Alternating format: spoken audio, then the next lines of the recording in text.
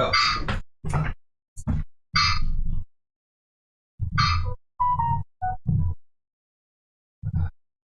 All right, how's it going, folks? Appreciate your patience. All right, we have arrived. I have arrived. Appreciate your patience on that. Just getting geared up. You know me, always kind of scrambling to get in here on time. Story of my life, right? But how's it going? Welcome back, episode 58. Happy to have you guys on here. Go ahead and feel free to chime in and give me your thoughts on some of these topics I'm going to go over with you. Hey, how's it going, Levi? What's up? What's up, nephew? Glad to have you, man.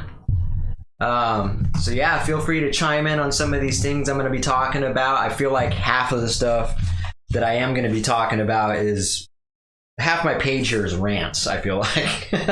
So I think some of this stuff most of us can relate on or can relate upon. So feel free to chime in, give me your thoughts. Let me know if some of this stuff is just as frustrating or enjoyable. I mean, usually the rants are kind of frustrating for me. So, but yeah, glad to have you, Levi. It's good to see you floating on the Weber net. And yeah, feel free to pop in here anytime you want. I will give you a forewarning though. It's an explicit channel, so you might hear a little bit of cussing here and there, but I'll keep it down to a minimum for you. But yeah, so for anybody who's new to this podcast and just kind of watching this for the first time, this is not a COVID-19 podcast. I know it's called The Virus, but this is in fact a podcast where I talk about contagious combos and viral viewpoints and kind of just get your thoughts on some of these things. I want to talk about stuff that is heavy.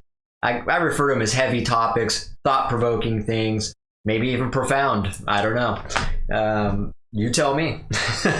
But that's kind of the focus of this. Really revolve a lot around self-improvement, but also talk about current events, viewpoints, and kind of just things all around in general. So there's not really a specific topic that we really focus on other than me just trying to also implement the self-improvement topics, because you know me, I always want to improve on myself and basically help if I can for other people to improve in any way. You know, basic stuff, simple stuff, complex stuff, just any way I can contribute. I really enjoy that. I like helping people. I'm not a professional. I'm not great at everything, but one thing I do is all the time is constantly improve, and so I'm always doing that. And so if anybody values that and is looking to improve on anything, then stick around, you might hear something good. So let's just get right into it here. First, let me plug the platforms that we're on, and again, for the folks that are new here, I really appreciate you joining us, and any type of help that you can contribute to keeping the momentum of this podcast going. I really appreciate it. As we get into the new, we're approaching almost a year on this podcast now, and this is episode 58. So I'm just grinding on this, really just trying to hit that 100th episode and just, you know, hit these milestones. Oh, excuse me. Better turn that down. Oh, I gotta wait until the phone call's over. One thing I always forget is I'm gonna write that down right now. Silence phone. I have a checklist of things to do post-podcast, pre-podcast, and for some reason I don't have silence my phone on there, so I'll go ahead and make sure to do that after this. But anyways, so some of the platforms you can find us on are Instagram, Facebook, Twitch, YouTube, Spotify, and Apple Podcasts.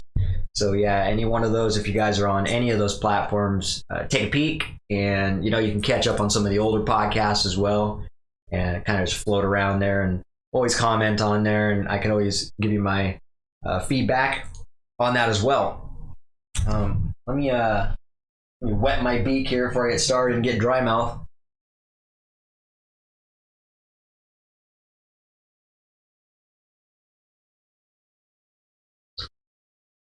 All right. Man, that glazed lemon loaf tea is really nice. Tastes just like a loaf of sweet bread. If you haven't had it, give it a shot. Glazed lemon loaf. It really does taste like that. It's just crazy. I'm gonna take another drink, actually. That's how damn good it is.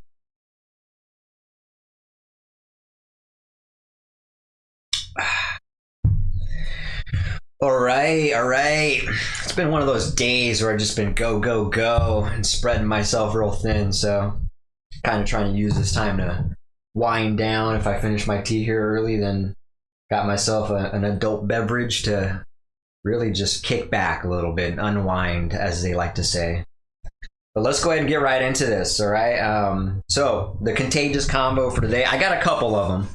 Let's just, with the time I got here, I might be able to get to all these. Let me just kind of see what I can do and plug away at it and see how far we get. But the contagious combo that I did want to talk about, as far as what's important to me, what I think should be important to a lot of people, is regarding good intentions. All right? This is what I mean by that.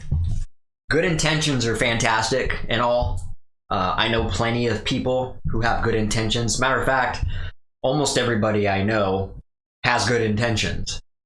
But the space between...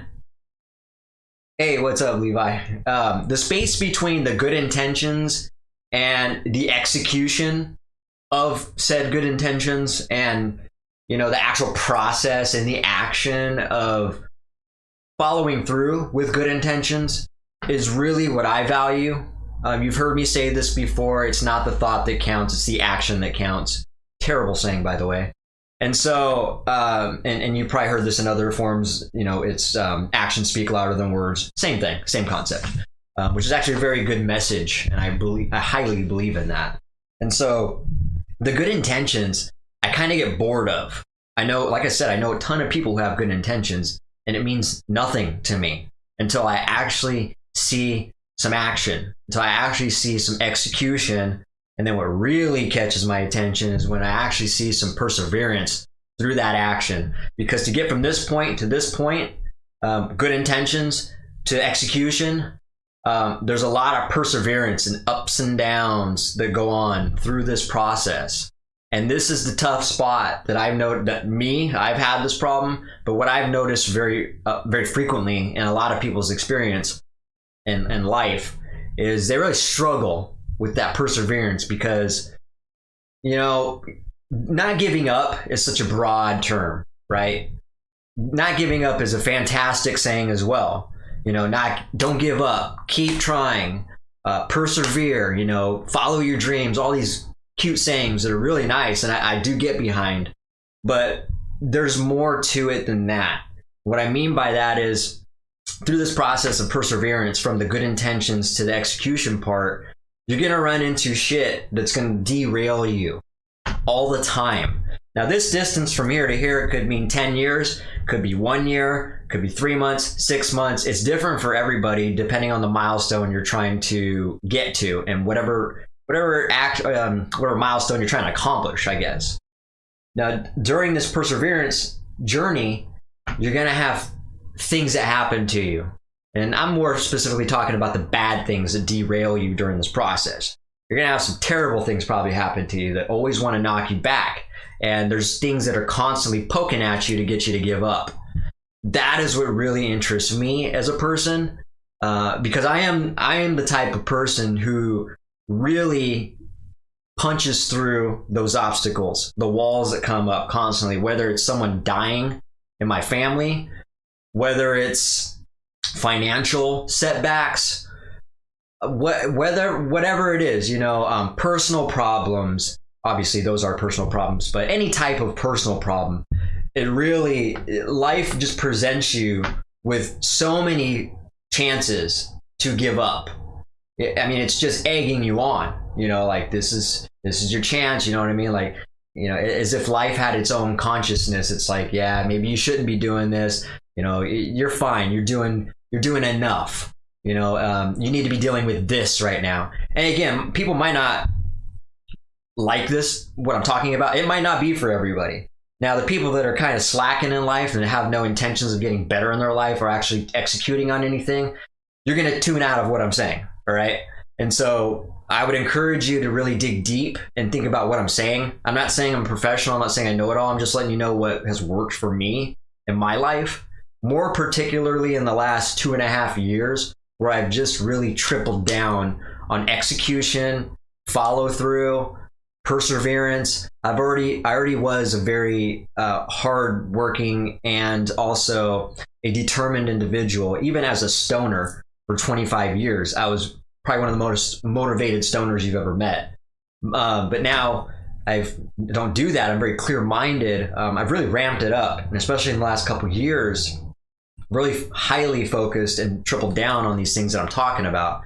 And so I really practice what I preach. Now, again, I'm not perfect. I also have my setbacks, and I also have to reality check my own mind, because your mind likes to get you to give up. It tries to get you to get comfortable.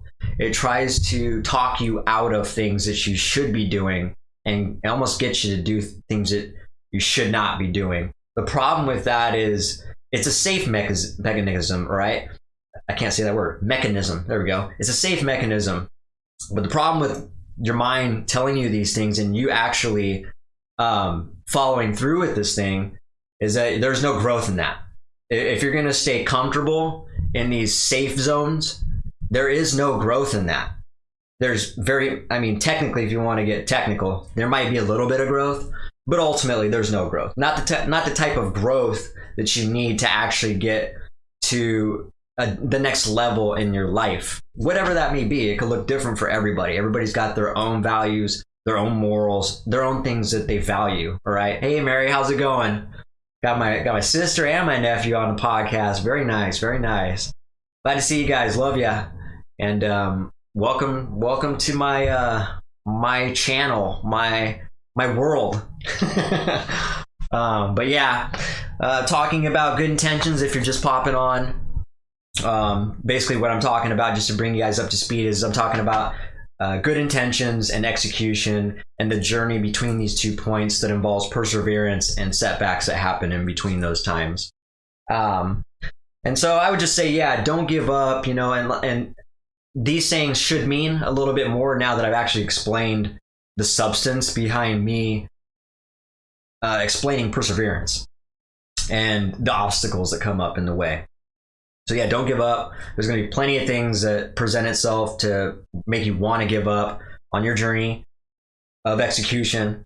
It's always going to be worth it. The harder the journey is, the more obstacles you go through, the more rewarding this milestone is going to be. And I'm not saying this milestone should ever be a success or labeled as success or labeled as the finish line either. It's just a milestone. As soon as you're here, you should always have another goal to set. You should always create another goal to set. It doesn't have to be crazy goal. I would encourage people to shoot high.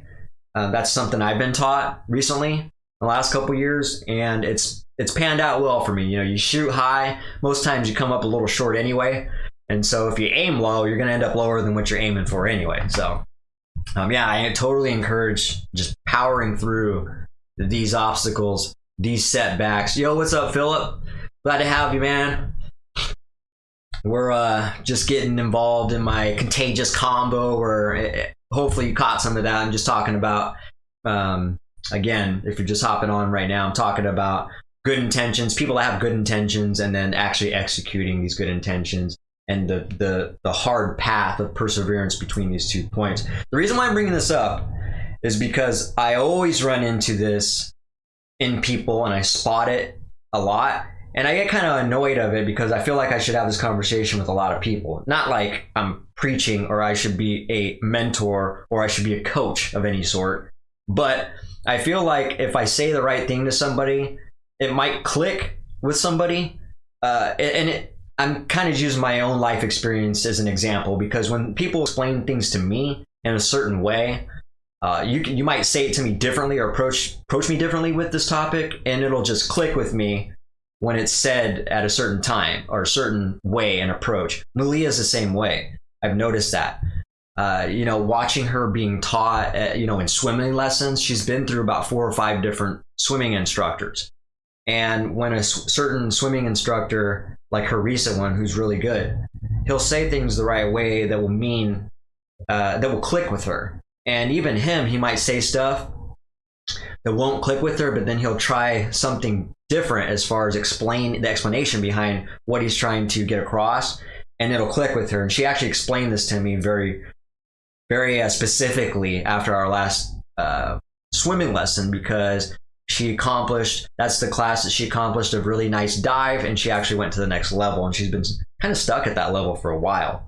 And she explained to me, she was like, yeah, I did a really good dive this time, and the reason why is because he explained it to me a lot differently, and it made complete sense. And she really broke it down to me, and I realized at that point, like, you're a lot like me, and so you should seek out a lot of different angles to questions that you got or something that you're trying to study or understand.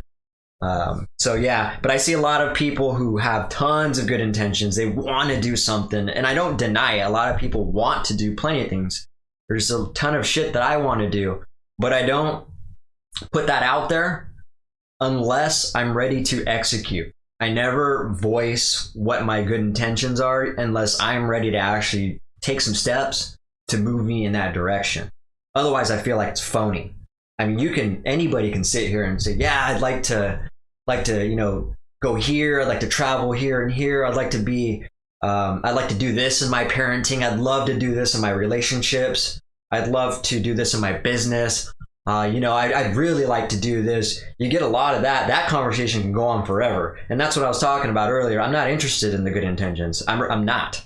That doesn't get my attention at all. What gets my attention is the execution. But then, like I said, what really gets my attention is when I see people hitting obstacles and punching right through that shit, because I can relate to that quite a bit.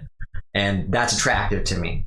And that catches my attention because I can see the determination and the motivation and the how driven someone is to get to that goal. That's really attractive to me. And so I really appreciate that in people.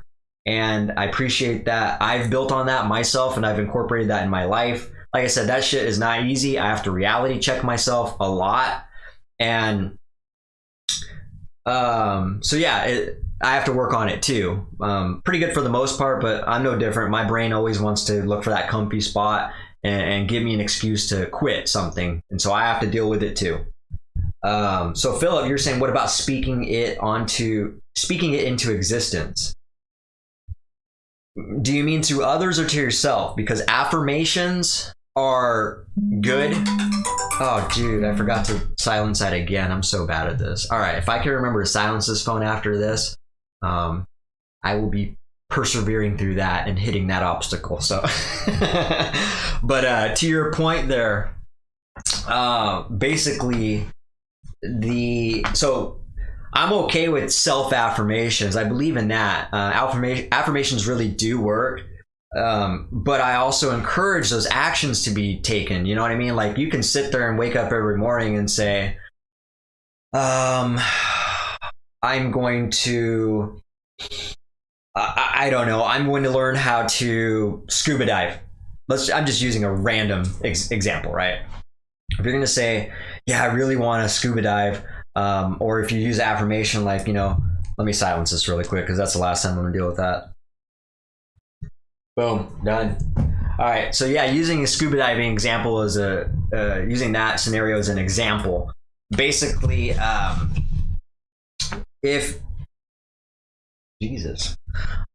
basically if you, take that and use the affirmation as positive reinforcement for yourself, but then also make a commitment to take some action towards that.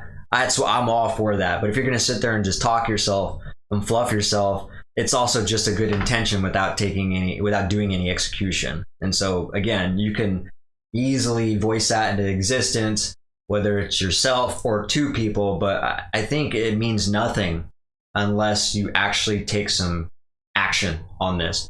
And then more importantly to me personally, in my own personal opinion, I am not attracted to that. I'm not attracted to good intentions. I see it all the time. People have these good intentions all the time.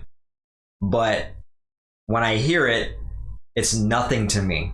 It means absolutely nothing to me. There's no value, there's no substance to it.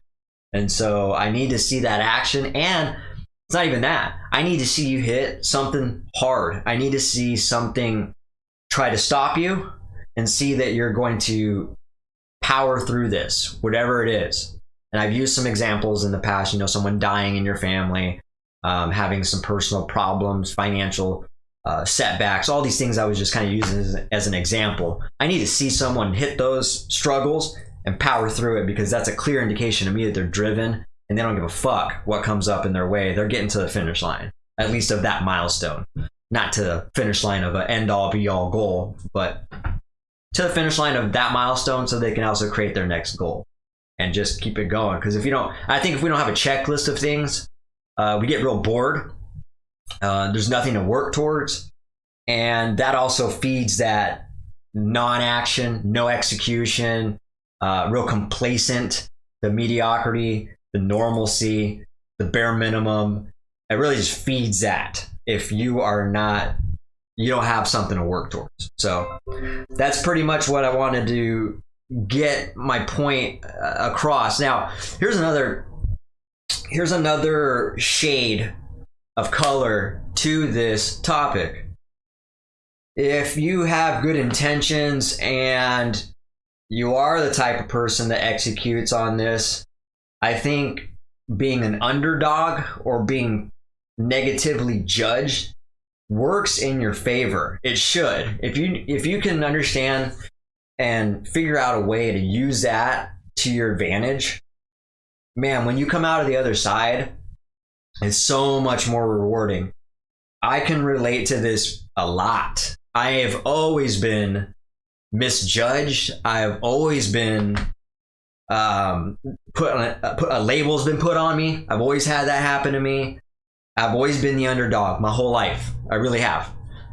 Even in the position that I'm in, where some might, I hate this word too, some consider me successful and I don't. All right, I'm a struggling, growing individual still.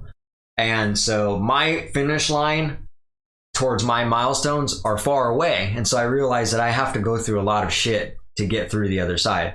But being the underdog, being counted out, is a very good thing, because that's very attractive to people when they can see, even if they themselves, if a person considers you an underdog, counts you out, puts you in a box, and then they see you actually hit those obstacles I was talking about and punching through it and driving through it, no matter what it is, that's attractive to people. They take you serious and they understand that you are driven towards your goal. Nothing's going to stop you.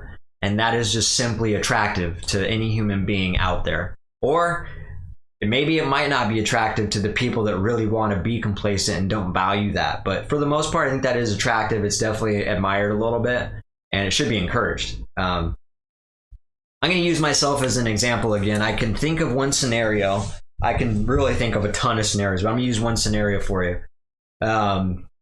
About 14 years ago, 15 years ago now, when I first started the carpentry industry, when I actually got into building and getting into that, I lived out in Shelton. If you guys are familiar with Shelton, it's in Washington State, and it's out there in the middle of nowhere. It's out in the countryside. It's kind of exactly, Philip. You always root for the underdog. Yeah, and like I said, you should, man. I do too. A lot of people do, and it's attractive, man, to see the underdog come out on top. It really is.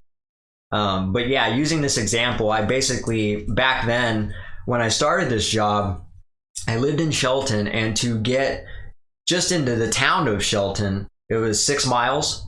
And then from there, I don't know, it's 20 miles, maybe 25 miles, maybe even more to get into Olympia. Now that's where I just got a new job. That's where the carpentry job was for me. So I had to figure out a way to get to Olympia every morning by 7 o'clock. So what that meant was I had to get to, so the buses didn't leave Shelton until, it was like 6:30. I think that was the earliest they actually ran a bus.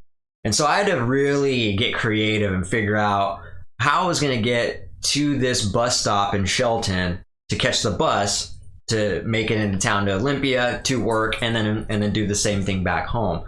So what I did was I bought a bike. I never was a bike rider ever. And so I decided that I committed to riding my bike from where I was living into the town of Shelton, which is a 6-mile bike ride.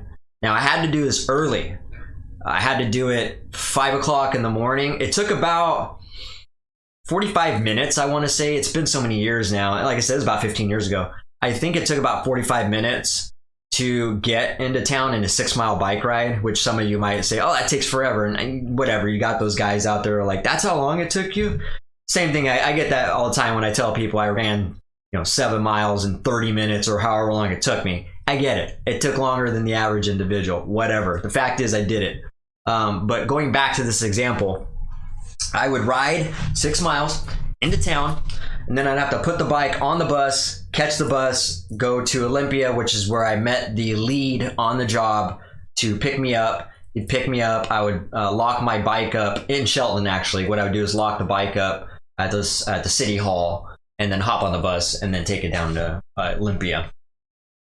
I did this process. I would work 8 to 10 hours on the day, and then I would do the same thing back home. So after working a really hard carpentry job, I would then have to take this bus from Olympia back to Shelton, unlock my bike, put it on the bus because it takes you from one point in Shelton to the other closer spot in Shelton. From that point, I would ride the 6 miles back home. So I'd ride 6 miles to work, take a bus for an hour to town, work 10 hours, 8 hours. Usually it seemed like it was around an average of 9 hours. Take this back home and then ride 6 miles after being burnt out. I did that for, oh God, how long did I do that? I probably did that for 5 months. It lasted less than 6 months, but for about 2 months of that period, maybe even longer, I did this exact routine. So I'd ride 12 miles, work 9 to 10 hours carpentry every day. And I'm not gonna lie to you, I was burnt out. I didn't have time for shit. By the time I was home, I was spent. Have time to eat, go to bed. And at that time, I didn't have real much ambition outside of just trying to get a job and be successful in the job. So, the reason why I'm using this example is because I found out later on, my kids are all over, just wanted to stop by and say hi. Yeah, no problem, Philip. Welcome to thanks for stopping by, man. And whenever you got some time, actually pop in here and provide some real thoughts, man. I always like getting your thoughts on topics and stuff like that. So pop on in, man. It was a pleasure to have you, and enjoy the rest of your evening, dude. And enjoy your time with your kids. The reason why I'm using this example though is because I found out, about a month after actually being in the job, the lead that I was on was telling me that him and one of the sales reps and maybe even one other individual, they had bets going on me. And the bets were if I would actually make it through, not quit. That was the bet. The bet was that I would quit this process because nobody could imagine somebody riding 12 miles to a job. Now, let me back up a little bit. The reason why I say a couple of those months I rode 12 miles is because after a couple months, I finally learned about Dial a Ride. If you guys are familiar with Dial a Ride, basically you call them for a ride ahead of time and they'll pick you up and drop you off somewhere. Really great system that's been put in place. I didn't know about it for a couple months. When I found out about it, they still couldn't pick me up, but they, or at least couldn't pick me up from the house. But what they did do was save me the ride home after I found out about how they work.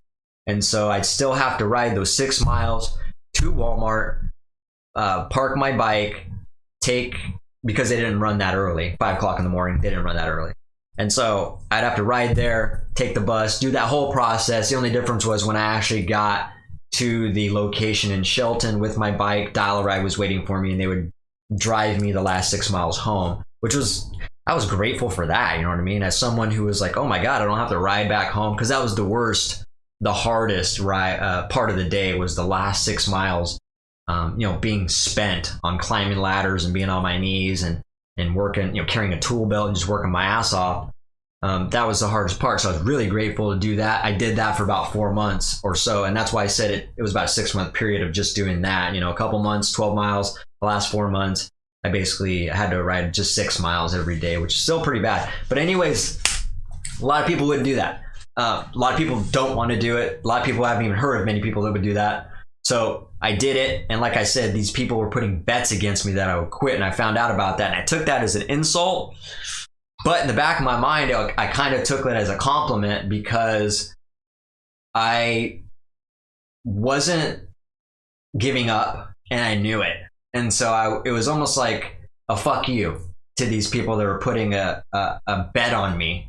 And I didn't even know about the bet until way after. By then I already had a car. By then I think I already moved into Olympia, because eventually I moved into town because I realized that drive was not worth it for me. It was just even after I had my vehicle and I was driving back and forth, it was just too much time. I like to be a lot closer. But yeah, I found out about this maybe even year and a half, less than 2 years later. And I was like, oh yeah, because I remember him telling me, he was like, yeah, back then, we had bets that you weren't going to make it. And so, like I said, the reason why I'm saying this whole story though is that you should always put yourself in the underdog position. That way you come out feeling really good about yourself, right? So that's kind of all I'm trying to get across. And like I said, this message is not going to appeal to everybody, especially if you're a type of person that doesn't like to go hard on anything. And a lot of us don't. So I imagine maybe a lot of people that hear this topic I'm talking about it's not interesting to them. But what I'm telling you that is it's needed. It's required to progress and scale, and it's so needed for mental growth. Going through the physical and the mental toughness of these type of experiences is huge growth. I can't tell you how rewarded I felt after doing that. Even all I did was just get into town and be, a better grunt than I was before. Ultimately I ended up working 10 years for that same company. Underpaid the whole time, and that's a whole nother story where I had to realize, I needed something more and quit that job and started my own business with a partner and so on and so forth. You guys have heard that story before, but there was no growth unless I went through that hard process. All right. So hopefully you enjoyed that. That's really what one of the main contagious combos I wanted to go through about was. The other topic I wanted to talk about in this contagious combo was paying attention. Hold on, before I get into this, let me sip on this really quick.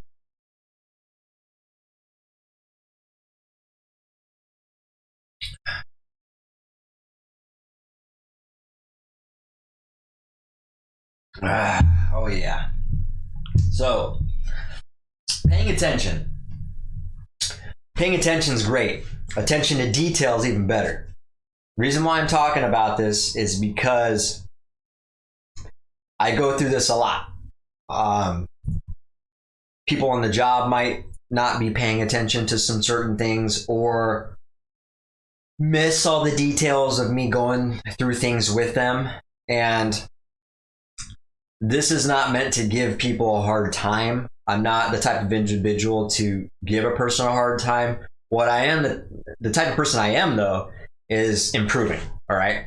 If you're not paying attention or you're missing some things, you need to come up with a way you need to understand yourself, first of all, and you need to compensate for that, whatever that means. And I'm going to use an example about that as well.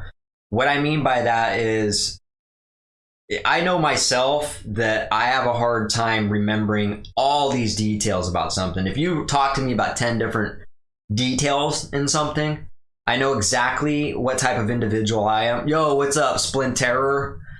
Good to have you, my man.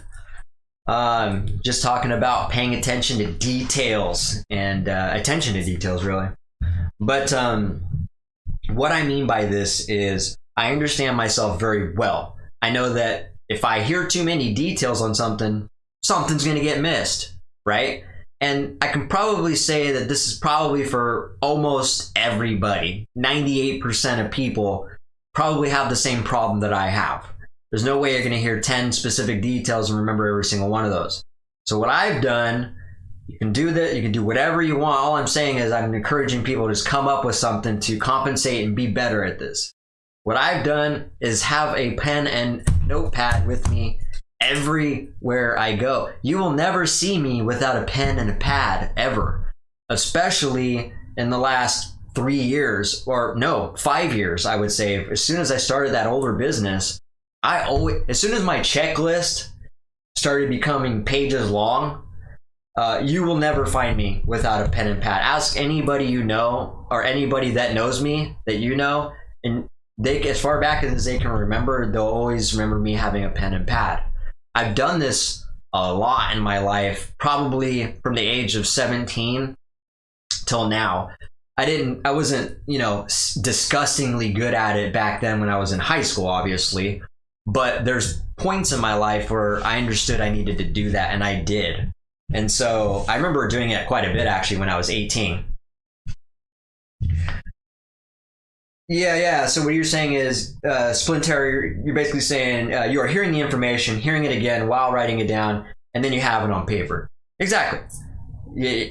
Yeah, you worded that weird, but I understand what you mean by that. So no worries, man. I totally get what you're saying. And that's exactly what I've done. All right. And this is because this is me having a good understanding of myself. I'm going to forget. I'm simply going to forget all these details. So what I do, I go as far as to giving all my employees on the job those write in the rain pads that it has waterproof paper and you can write on them and the writing doesn't come off. The reason I do that is because I want them to be able to write all these details down, because even as a carpenter, I would do the same thing. When I'm thinking of measurements, I'm the type of individual that likes to get multiple measurements at once and do things in a process. So if I'm, for instance, measuring posts on something and there's 4 of them, 6 of them, I'll get everything the way I want it, and I'll pull out the pen and pad and write all these measurements down. Then I'll start cutting and prepping all these posts. And I have all the information I need right there. Same thing. I've done this in a lot of different areas of my life, and it's been very successful. So I would suggest a lot of people to try this particular thing. Write down things in your life. If you don't need a pen and pad in your life, then you don't have enough going on. I don't care how good you think you are. You're going to forget something. You simply are. And if you don't have enough going on, then you should. That just goes back to what I said about not having enough on your plate, not being busy enough. And then if you're not busy enough, you're going to diminish and get complacent and just be boring, just be a boring individual. And Splinter, you're saying your sister does the exact same thing. You would also do that, but your handwriting is slow and unreadable when writing it fast. So check this out, man. It's funny you say that, because I have very, very good handwriting. When I take my time and I write, it's very legible. I'm probably one of the best. It's funny because contractors in general have shitty handwriting. All the contractors I've ever worked for or subcontract for now, it's so hard to read. It's unreadable. But here's the thing. My handwriting is also pretty unreadable when I'm jotting things down fast. As long as I can understand and read it, that's all I care about. I'm not focused on my best handwriting, because if I wanted to, I would make it all very legible and do that. And sometimes I do, but for the most part, I'm just trying to get the thing on paper, because I joke about this before. It's like me. I'm like Guy Pearce on Memento. If you ever seen that movie, he's just like, he forgets, every 5-10 minutes, and he's got to write down these things. And then he looks at these pictures when he comes back to, and he's like, where was I? What was I doing? And he looks at pictures to help his memory. I joke around because I'm kind of like that. If I don't get this thing down, I'm like sometimes scramble. I'm like, get a pen. Just like him on that movie. There's a scene where he's like, find a pen. And the lady hid all the pens from him. Hilarious, dude. I love that scene. But I'm the same way. I joke around. I'm like, oh my God, get a pen. And I'm like scrambling to get this down. And I feel so much better after I get it off my mind, because now the thought is, and the duty and the task is on paper. I won't forget it. It solidifies it. I will always come back to it. I can stare at it, digest it, and it gets done, more importantly. Shorthand is good for you. Yeah. Go ahead and do the shorthand. You were saying, but even that, if you went to the paper the next day, you could not read it. It's a much harder process for you dyslexic folks. Okay. And what I would say to that, man, is be aware of it. You sound like you're aware that you're dyslexic. So what can you do to compensate the dyslexia part of it? You know, I don't know what that answer is, but all I'm saying is understand yourself. To be more efficient, I would encourage people to understand themselves first, and then think and devise a plan and a routine that's going to help you get these tasks on paper, or somehow use a memory palace. You've heard, I don't know if you guys heard me talk about the method of loci. Works very well. I've done it. I've utilized it a lot, and it works very well. Basically, that just creates a memory palace is something that you do. Long story short, it's locations in your head that you place images, typically images that refer to what you're trying to remember. All right. It's a very effective way. So for people that have maybe dyslexia, maybe that have, a pen and pad issue, that might be a solution for you, but it's going to take some training. It's going to take some practice. I haven't done it in a while. When I was really getting into it, I think it was last year sometime, I got into it, and me and Malia were testing it and playing around with it, and it works. I'm telling you. Not only could I remember 54 numbers in my head all at once, which is pretty impressive. It really is. But I would also use that memory palace, testing it with Malia, where we would create these scenarios in the house, vivid scenarios of, I can't remember what it was, like a rhino cutting spinach on the door, a volcano on the TV with the lava flowing out onto the floor, a dragon that was cooking in the kitchen using his fire. Even I can remember all these details I'm telling you about of this scenario, and this was like a year and a half ago when I was doing this. So it works. So that might be a solution too. When you were saying there's a decent amount, but everyone's dyslexia is different. Yeah, I hear that. And everybody's different, man. Everybody's got their own issues. So I encourage you to find a way to, people need to find out what works for them. Put that into practice, you know what I mean? And implement these good routines into your life and these good habits. They're going to help you remember these things. But what annoys me is the people that always forget the attention to detail. And I deal with this quite a bit. It's, I understand it's this, the one-time thing. Like, for instance, there was a lady that I emailed the other day. There's a system on one of the manufacturers that I use where they can set up an automatic appointment in-home consultation, which I absolutely fucking hate. Absolutely hate, because that's not what I do. I usually pre-qualify people over the phone before I even make an appointment. And the reason for that is because I want to tell them what it's going to cost before I waste my time driving and spending time at their house and I ruin 3 hours of my day. First of all, I don't have the time to do that. And so there's a time where I did do that, and I lost a lot of money, lost a lot of time, and just wasted my time completely. So I emailed this lady and said, hey, you scheduled an appointment for 2:00. Unfortunately, that time's taken already. By the way, this first interview is going to be an over the phone consultation in light of the pandemic and to reduce social distancing, all these things. That was kind of just bullshit. Really, I just wanted to pre-qualify her. More importantly, though, she was like, okay, just, I left this long email, and her words were, sounds good, or okay.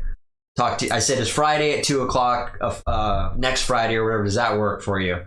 And she was like, yeah, sounds good. Just 2 words. And I thought that was weird. Anytime someone's short with you like that, and yeah, you've just left them 2 paragraphs of stuff, it's off-putting. And so already I had a bad feeling about that. Well, come around the next week, or come around to that day, which was yesterday, I gave her a call. She didn't answer. I left her a message, a voicemail. She then said, she gave me an email. It was kind of nasty. Said, hey, I never got a call. No, I left her an email after I left her a voicemail saying, hey, I tried calling you. Your voicemail's not set up. Or no, it was. This is a different individual. I left you a voicemail. Give me a call back when you have a moment. I'm going to be in between appointments, so I'll call you back if I miss your call. She said, I didn't know that this was going to be an on the phone consultation. I didn't get your call. there's no calls that says it was missed. And so I was like, sorry for the confusion. I kind of made it very clear in the previous email that this was going to be a phone call. So sorry about that. And then the other thing was the information that you provided is the phone number I called, and I verified it. I looked at it, screenshot what information she put into the system, sent it to her. She was nasty. She was like, let's just disregard all appointments and arrangements. I'm not interested anymore. So fuck you, lady. You know what I mean? Like, but she didn't pay attention. The reason why I was bringing that up is she didn't look at the email. She didn't pay attention to the detail. She wanted something in her head, and it didn't happen like that. So she started putting accountability on other people like that. And so pretty annoying. That's one example. The other example is of me going over some information with somebody on a job site or over a project, and they have to either call me to verify the same thing multiple times, or they don't do that and they continue through the process and kind of botch it and come up short, half-ass it, and I have to deal with that. Both scenarios I don't like. The solution could be to write it down. I'm telling you, writing this down will save a lot of time and make you very, very efficient. There's no way I could do this podcast winging it on all these topics that I want to talk about. I literally have, 1, 2, 3, 4, 5, 6, 7, 8, 9, 10, 11, 12, 13 different things separate on this one podcast. You think that I'd be able to remember all this shit if I just winged it? Absolutely not. And I don't care how good you think you are. There's probably most people can't. They cannot remember 13 details and topics without writing it down. Again, there's other tactics like the method of loci and other things like that. But in general, people don't know about that tactic, and this is going to work well for them. So all I'm saying is, people, understand your shortcomings and overcompensate for it and get better. All right, that's what it's going to take to overcome these setbacks. So let's move on. You know what I'm going to do though? I'm going to have me an adult beverage really quick here. My mouth is getting really dry, and I'm just trying to unwind a little bit. Like I said, I've had a pretty frustrating day. The drone isn't working for me. My guitar, I took my guitar to the shop, and that guy, obviously I've been dealing with people who aren't paying attention to detail. That was one of the guys, took my guitar in, and he completely just fucked it up. I took it in for one small fix, and I got it back with multiple problems, and I was like, wow, dude, this is worse. I really wish I didn't even take it to you now. So I had to take it back, and I'm really crossing my fingers, but now I'm really worried because this time I went to him with a list just like this, and this time he's seen me too, and I think he knew how serious I was. I just happened to be dressed up really nice when I went there, and I went through all the details real specifically. I don't play in standard E. Do not tune my guitar to standard E. Put it back in drop C where I had it. Do not give me light gauge strings. I didn't give it to you with light gauge strings. Put it back on 1154 gauge.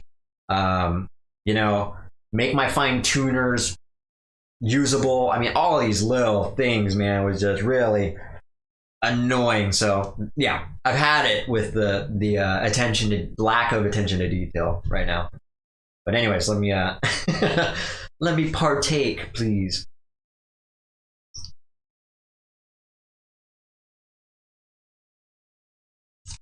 That is pretty good. I think I didn't verify. In case you guys missed our last episode, I had Sam Haglin from No Living Witness on the last episode, and we had a really good time. We were sitting here throwing some back. We were drinking some seltzer and having a good time, talking about a lot of different topics, talking a lot about metal music, obviously, because he's in a brother local band, as I call it. So he's definitely part of the brotherhood, definitely part of the brethren, and we're just having a good time, man. Just sipping on some, I got to be careful with my words because I don't want the whole podcast to be muted or canceled, if you will. So I'm scared of talking about brands and all that. So I'm just going to kind of do it nonchalantly, but I have a very tasty little selection here, and it's not bad. I wish I could really kind of throw out the beverage.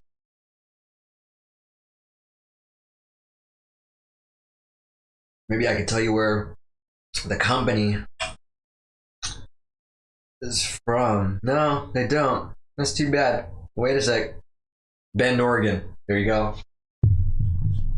So if you know of a Bend, Oregon company that does cider, seek them out. It's pretty good, pretty decent. I'm not a hard adult beverage guy. I like them light tastes. So, you know, the dangerous ones where you can just drink a bunch of them and the next thing you know, you're walking on your lips and you're like, whoa, what happened? So yeah, let's get into the next topic here. I don't want to burn up. I want to save a lot of this extra time for the rants I got. It's like I said, I got a lot of rants on here. Let's talk about, so 2 episodes back, I did a review on the Poirier-McGregor fight, on the Poirier-McGregor fight 1. That was the night of the Poirier, God, is it Poirier or Poirier? Poirier sounds better. Hopefully that's what it is. I'm going to say Poirier. The Poirier-McGregor fight 2 was going on Saturday, and I gave my predictions of it, who I was going for, why I think it was going to happen that way. And if you watch that episode and then you watch the actual fight after that, ironically, I was right. I was completely right. I called it almost to the T. And what happened, for all you guys that don't know, and by the way, I'm talking about Ultimate Fighting Championship. We're talking about mixed martial arts in case people aren't understanding what I'm talking about here.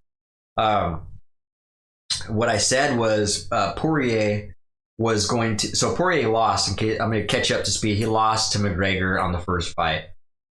He just wasn't. He was just catching. I think he caught. To me, it looked like he caught a grazing punch, and then he was trying to play. He was trying to complain to the ref to get it stopped, and when he was doing that, he got hit in the face twice. And the ref, to me, looked like he stopped it way too early, in my opinion. And so that happened. What happened this fight, though, was much different. Not only did Poirier outbox him, but he implemented something new, and I think I even called that on the episode 2 weeks ago as well. I said that if Poirier can really mix up his stand-up game by introducing kicks into it, he's going to have a full package. I'm not sure about his ground game, how well that is. He's not really known for the ground game. He's usually known for the stand-up skills. And he did just that. He implemented these kicks, these side kicks, and it really made the difference in the fight. He really just wore down McGregor and turned one of those legs into jello. And it made it very apparent that McGregor was feeling it. He was really distraught by it. He didn't know how to handle it. Although, to McGregor's credit, he did land some solid punches on Poirier, but unfortunately, he's got a real good chin still. And it just didn't phase him. Caught him, pissed him off, but didn't get him dazed, didn't get him flash knocked out or anything like that. So he did put up a good fight, but unfortunately, he just didn't know how to deal with that leg kick. And after the leg was worn down, then Poirier's confidence level got up. He really was able to kind of mix in the punching with the leg strikes, and it really just came together for him. And then he wore down McGregor at the end there and was just catching him with a ton. He let the hands loose and caught him with one that dazed him, set him back, and you went in for the kill and it stopped the fight. And so I had no doubt it was going to end like that. I like McGregor a lot, but I like Poirier's stand-up a lot better. And I think he's got a better, solid, structured fighting stand-up game. McGregor does too. He's got a solid stand-up game. It's just not very structured. Very unorthodox, very wide stance. I'm not saying that's not going to work. Sometimes it's very effective for individuals like John Jones and these people that have these unorthodox fighting styles. But I think when you do that, if you have a really good, solid, structured guy that has that stand-up game against a very unorthodox individual, I think 9 times out of 10, the structured guy is going to win. He's just got the fundamentals there. As long as he can just keep his head right and not be psyched out by all these weird movements and these crab-like movements, that these unorthodox fighters try to implement into their repertoire. I think they're always going to come out on top. But anyways, very cool fight. I really enjoyed it. I hope there's a Poirier and McGregor fight 3. That'd be really cool. And so yeah, can't wait to see that. By the way, I heard some talk of GSP and Khabib actually going at it. I think it's rumors, but you never know. Some of these rumors always end up coming to light, and it ends up being a thing. And you never know. The way this last year, the way this fighting industry is going, the mixed martial arts and the boxing industry, they are starting to do these abstract matchups in these fights because they realize there's a market out there and it sells. You know, like all these random these fights that they're setting up. It's just like, really, that's happening? And it just really attracts a lot of people. You know what I mean? It definitely attracted me. The Roy Jones and Tyson fight, and you know, like the who was that? Jake Paul and Nate Robinson fight. And now they're talking about Floyd Mayweather. I don't know how true that is either. Floyd Mayweather, I think, fighting Jake Paul, which would be hilarious, in my opinion. I don't think Jake Paul's got a chance. I mean, maybe he does, but Floyd Mayweather is just annoyingly good. He's not my type of fighter. He's got fast hands. He's just not really a finisher, and from what I see. I don't know how many knockouts he has, but it can't be that many out of 50 wins. But much respect to the guy. He's definitely a champion, and he's definitely figured out a way to stay on top. So anyways, let's keep an eye out for those things that are going to happen in the MMA world, and we'll start reviewing those things. So keep you MMA enthusiasts a little interested in that, you know, because I like that. I've always been into MMA. So let's move on to the next topic. So here's the thing. Let me figure out if I want to get into this or not. I'm going to do this really quick because this is not everybody's cup of tea, but it is very much a part of my lifestyle and I value it. So I'm going to talk a little bit about veganism for the Viral Viewpoint. Not everybody's interest, because there's not a lot of vegans out there in general.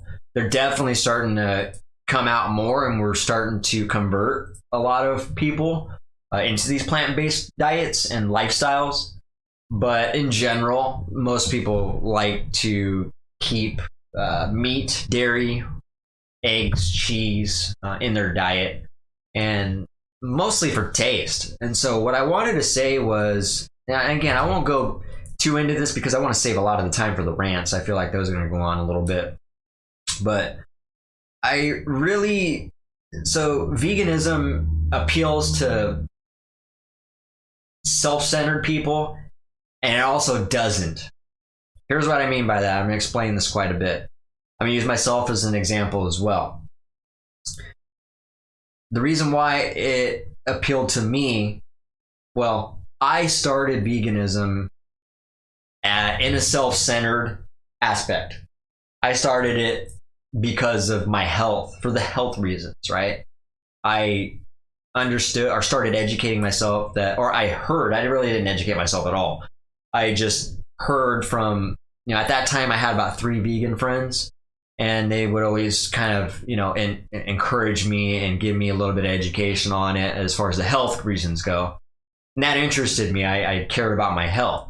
So I would say, honestly, the catalyst for becoming vegan was very self-centered.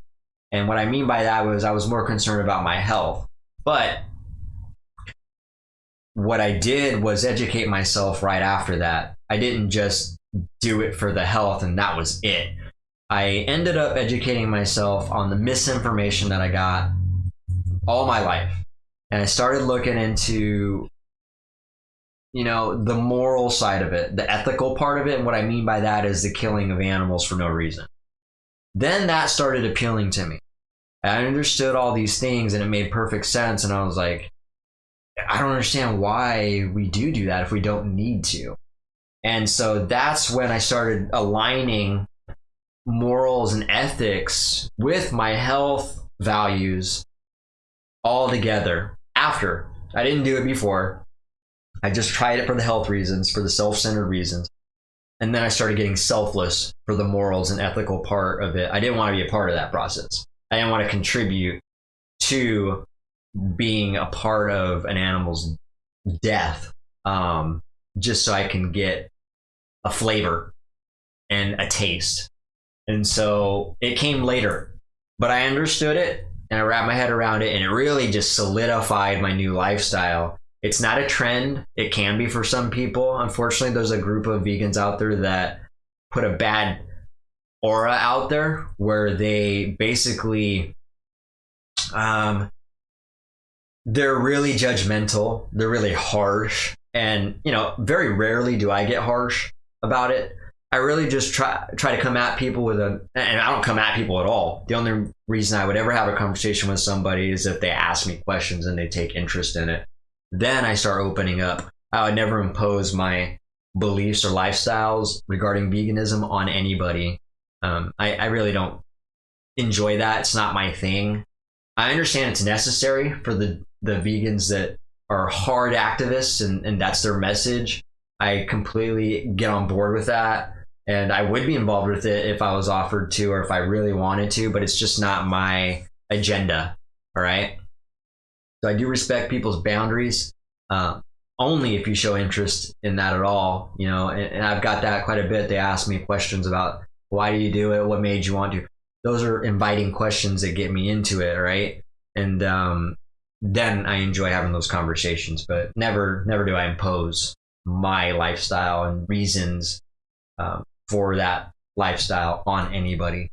And so, but yeah, the reason why I was saying that is, so I did it for selfish reasons. The other selfish reason would be a lot of people don't want to give up the taste and the flavor.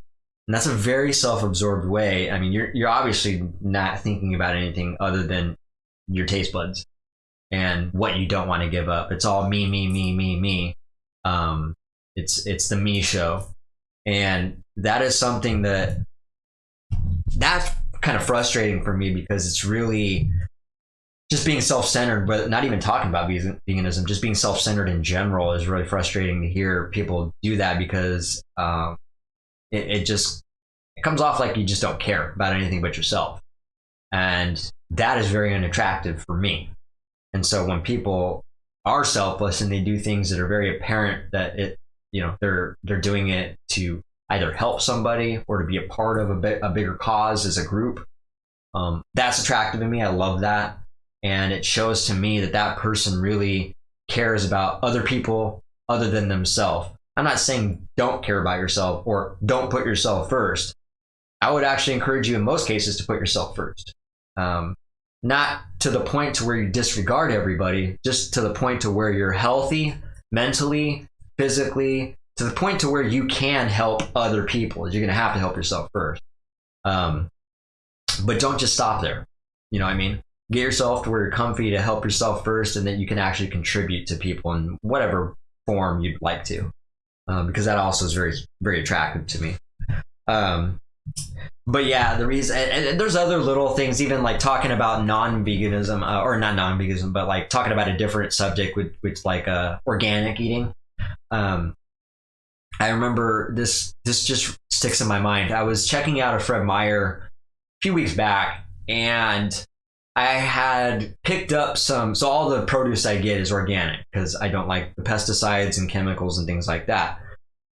The lady, so someone had put a pack of bananas in the organic section that were not, and I didn't notice that until I got to the checkout. And she asked me before she got to bananas, "Is this all organic?" I was like, "Yeah, it's all organic." And then as she was actually bringing the bananas out, I noticed there was not an organic sticker on. I was like, "Oh shit, someone put those in the organic section." I didn't notice until right now. And she told me right as I was realizing this, she's like, "Well, these aren't organic." And I was like, "Yeah, I just realized that. Looks like someone, put that in the wrong section, and I just happened to pick that up."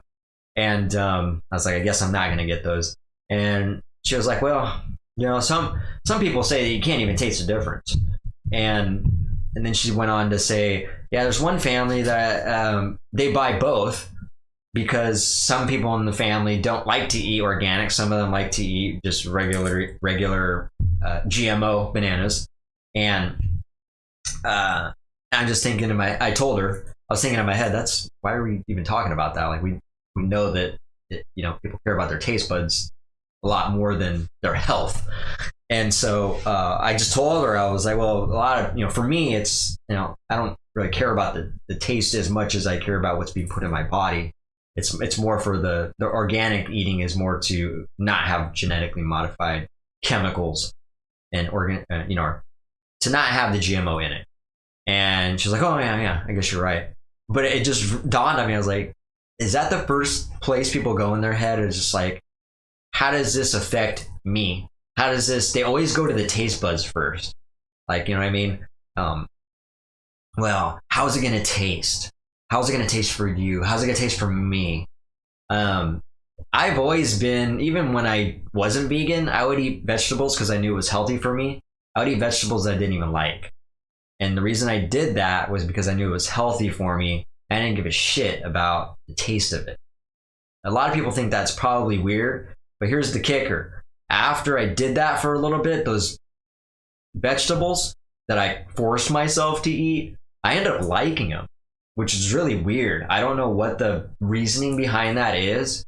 Almost every vegetable that I used to avoid and not eat, I ended up liking, and I've been eating for years and decades now since then. Onions, asparagus, peas, green beans. I was just like your average kid that had their taste buds engineered by the genetically modified foods they put out there. And so my taste buds just rejected, it craved the sugar, the salt, the crunch. It craved that and rejected all the healthy shit. There was a point where I switched and started forcing myself to eat this stuff, and then eventually I liked it, and I was like, oh wow, why have I not ate this before? It's because I was conditioned for years. And so it's a weird thing that happens. So you can do that with anything in your dietary lifestyle. So, but anyways, that's kind of just what I wanted to talk about. I didn't want to get too far into the veganism, but that's my experience with it. It's a lifestyle that I chose to be in and then educate myself after the fact, and I love it. I can never see myself not eating plant-based. I'm pretty certain I will be eating like this the rest of my life. There's, of course, meat tastes good. Of course, all the seasonings on the meat taste good. You know what I mean? It's not about that anymore. I don't put my taste buds before an animal's life. And it's just as simple as that. Simple as that. I don't want to be a part of that process, and no animal's life is worth me getting a good taste in my mouth. Right? Plus, I eat fantastic. If anybody knows me or is a friend with me on my Facebook or Instagram, you'll see a ton of these wonderful meals, tasteful meals that I cook all the time. I do it all the time. You'll see these pictures on there. It tastes just as good as it looks. I've never had to really give up much. Nowadays, they practically make almost everything you can think of vegan style. Ice creams, fake meats. I don't really eat a lot of that stuff, but I do still eat some types of those processed meats, which is probably not good for you as well, but it is a hell of a lot better than regular meat in my opinion, because it doesn't give you coronary artery disease. It doesn't give you that dietary cholesterol in your body that's going to be clogging your arteries. And again, I've educated myself on this, from reading the China study to listening to people about the carnivore diet. That's not something I educated myself on, but just hearing other people's viewpoints and their logic behind it. So I'm very hip to this stuff and try to be, I follow people that are vegan as well. They've been doing it for years. They're decades, and they're completely fine. They're healthier than they've ever been. So yeah, it's something I value a lot in my life now. Boy, let me get some more tasty beverage.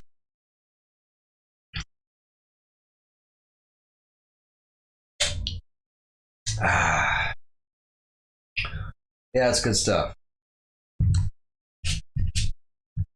Not much of a drinker, but just because I'm a lightweight. Usually only takes about 1 or 2, and I don't go beyond that unless I'm deliberately trying to get smashed, which usually I'm not. Hardly ever am I not. Matter of fact, the last experience I had with that, I talked about Sam, my seltzer, my W claw experience, where apparently I puked, and apparently what I puked up was what he called love butter. I've never heard of that term ever, but it, pretty funny to hear that, and it was not a pleasant experience, and so I'm scared of ever going that hard again. But sometimes it's worth it, I guess. It's nice to let loose, but man, you can let loose too much if you're not careful.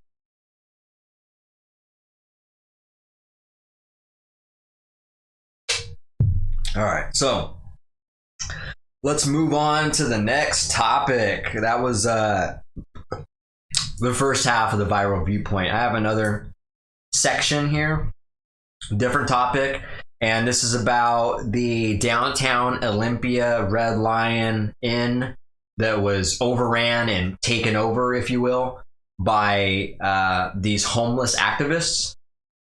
I think that's what they call themselves, the homeless activists. And in case you haven't heard of this, was it the last weekend? Or maybe it was this week. It was very recently. I feel like it was just a few days ago. Or maybe it was Sunday night. I think it was Sunday night. What happened basically was, I think it was, I don't know how many people it was, but I know it was 17 rooms, I believe. Basically, these homeless activists went into the Red Lion Inn, paid for 17 rooms, I think I heard. And the next day refused to leave because they wanted to make a statement and a stand to FEMA, which I already forgot what FEMA means, so I don't want to give any disinformation about this. So FEMA, in case you're not aware, there we go. Federal Emergency Management Agency. And basically FEMA, I guess, is a government agency that gives aid and support to the homeless for housing, especially during an emergency, and in this case, being the pandemic. And so these activists were making a statement that FEMA should have contributed this money to help these homeless out during the pandemic, which I get. That's a great message. I don't know if the way they approached that by, kind of taking over a hotel or the Red Lion Inn, whatever you call it.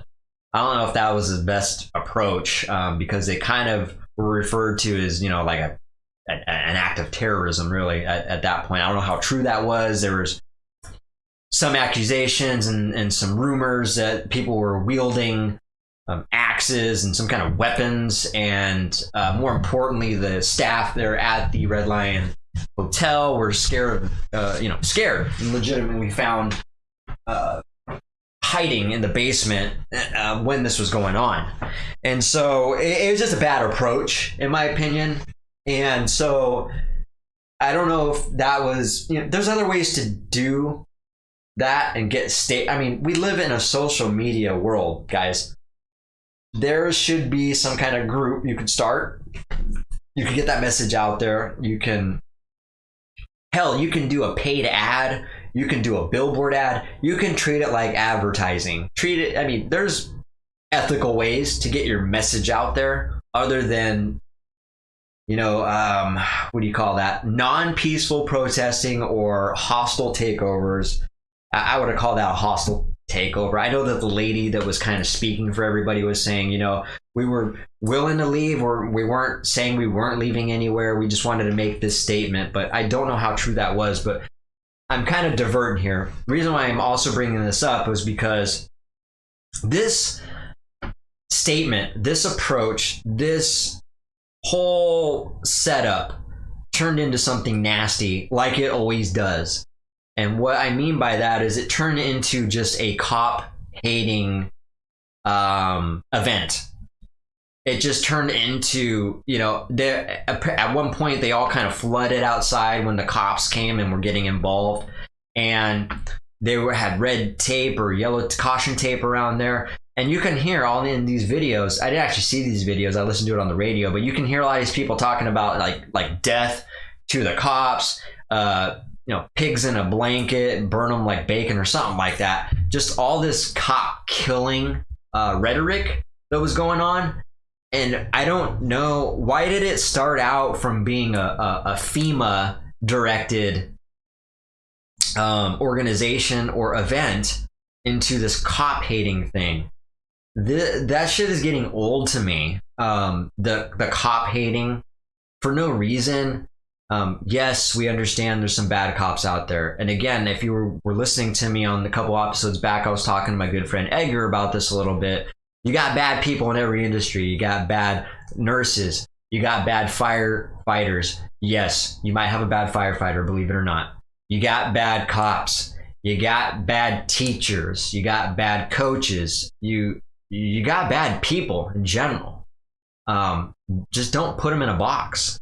All right. I understand there's a couple cops that did a horrible thing. And in general, I honestly think a lot of cops get those jobs because they want to be in a position of power. So I understand that part. That doesn't mean they're bad.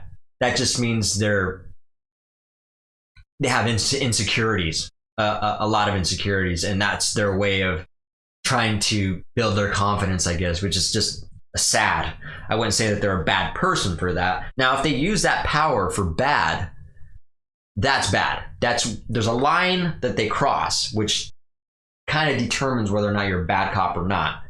Whether if you're like me and you have the suspicion that a lot of those cops get in that position or any type of job like that for a position of power, that doesn't mean you're a bad person. It means you got problems. It means you need some fucking therapy.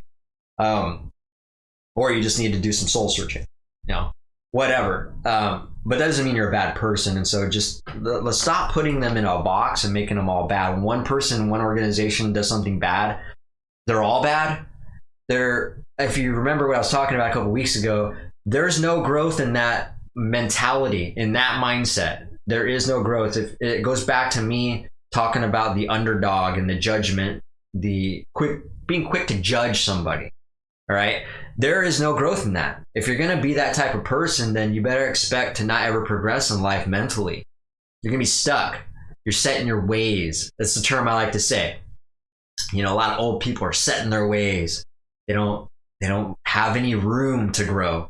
They don't want to put the effort into it. It takes effort. To grow mentally, it takes effort. To challenge your own belief system, to challenge what you've been taught, that takes effort. It takes you getting out of your comfort zone and challenging what you have, what information you've got, whether or not you think it is, valid information or misinformation or disinformation. That takes a big human being, and I value that too. That's attractive to me when you are constantly questioning things, and more importantly, questioning your own beliefs and your own morals and ethics. That's a good thing. I'm not saying doubt. I'm not saying doubt it. I'm saying question it. You know what I mean? Challenge yourself, challenge others, not to be an antagonist.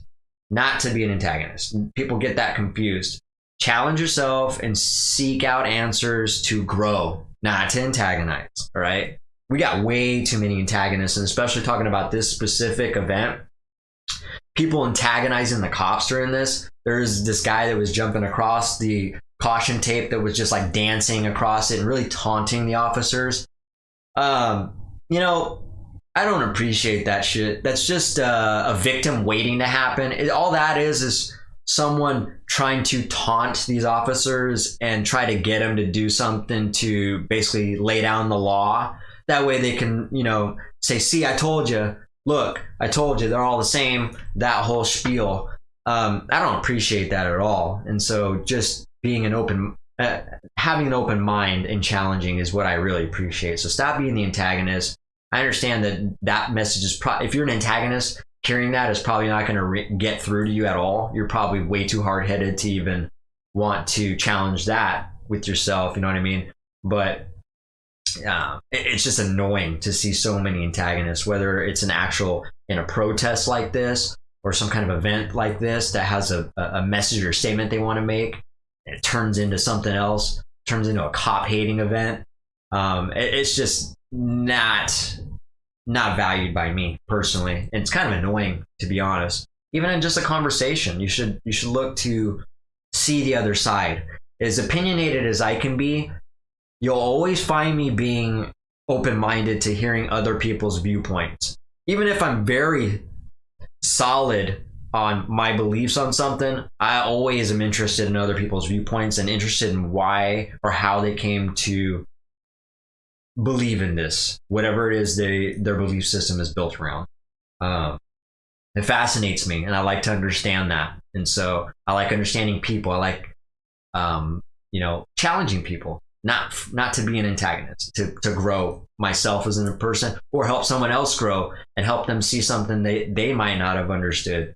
You know what I mean? It's not just for them, it's for me and them. It's just, there's growth in that type of approach. So I think it's very important that we stick to that format, that concept, and grow as individuals rather than just being so set, so narrow-minded, so focused on one thing.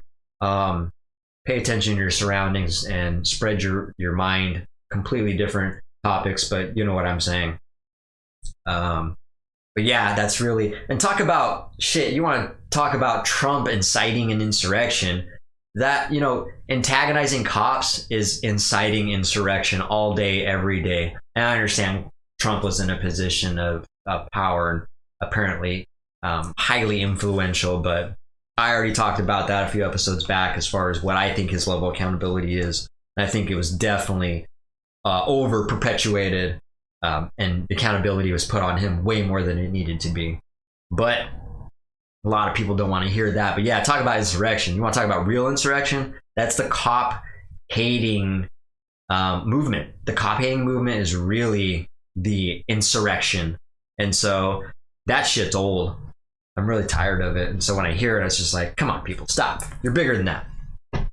But usually if you're that type of person doing that, it's kind of irrelevant to talk to them because it's just not going to get through. It's just, there are a lot of hard-headed individuals in that.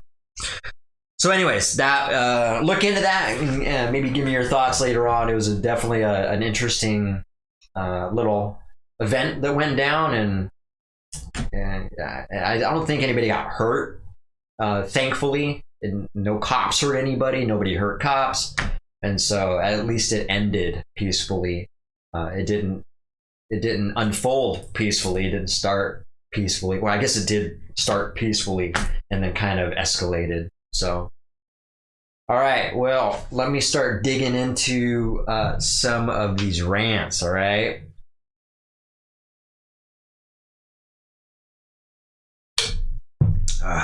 Getting some dry mouth. Okay. Let's just start working down. I mean, I literally got 1, 2, 3, 4, 5, 6, 7, 8. 7.5, we'll call it. 7.5 rants and subjects to talk about here. So I'm just going to work my way down the list. Here's the first one. I'm annoyed of this. All these rants I'm annoyed of. All right. The people that are zipping in and out of like fast food restaurants, it feels like a lot of these people are magnetized towards these fast food restaurants. And maybe it's just me because it happens. There's this one area in Lacey here that has, God, there's 1, 2, 3. There's 3 fast food restaurants all right by each other. And it's in this really weird spot to get into. As far as trying to get into with your car, and a lot of traffic, a lot of cars zipping in and out of there. You'll find the most disrespectful, most self-centered, the most entitled, most, God, I can go on and on. All those people you'll find the most of in those areas, and I don't know why or what attracts them, but basically these disrespectful drivers that will either cut you off or are in a rush for the most non-substantial reasons, that being a fast food restaurant. People are driving the craziest around a fast food restaurant to get either in it or out of it. It's like, people, it's fucking fast food. It's just fast food. You're in that much of a fucking hurry to get your shitty ass diet on. Like, take a chill pill, all right?